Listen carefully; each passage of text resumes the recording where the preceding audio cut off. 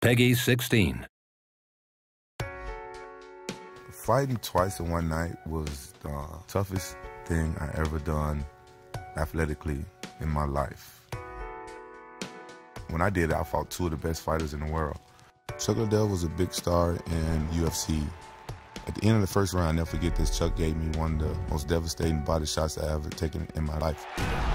The promoter told me, like, show the world that Pride fighters are #1. You know, I'm like, okay, I'm gonna do what you say. And that's what you call a ground and pound. What a knockout. Vanderlei Silva was one of those guys that was at the top of his game back in Pride, haven't lost a fight in 5 years.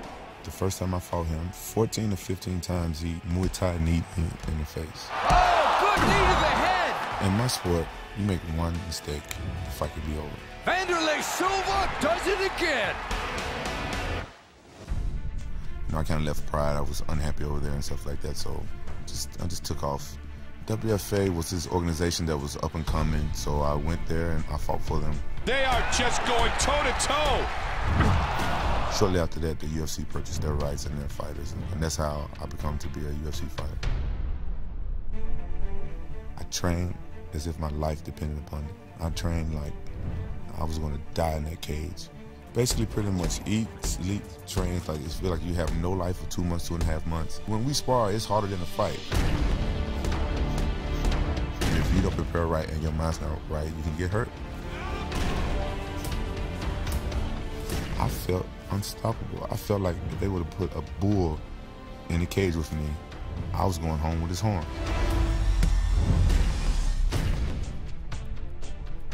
The rematch with Chuck, I felt I won that match even before I stepped in the cage. It is all over. That's the night I became the champion of the UFC. Quentin Rampage Jackson reigns supreme. Dan Henderson is one of the toughest fighters out there. Huge left and right. It was a war. It was an all-out war. Vicious ground and pound from the top here. To unify the title for me was like the biggest accomplishment of my life. I felt like I made history. I use that to motivate me for my next training camp, for my next fight. I wouldn't call it personal, but Vanderlei Silva gave me two of the worst ass whoopings I ever had in my whole life. Vanderlei is hoping to make it 3 in a row against Rampage. Vanderlei pushed me at the weigh-ins. I smiled because that's when I know that I was going to destroy him.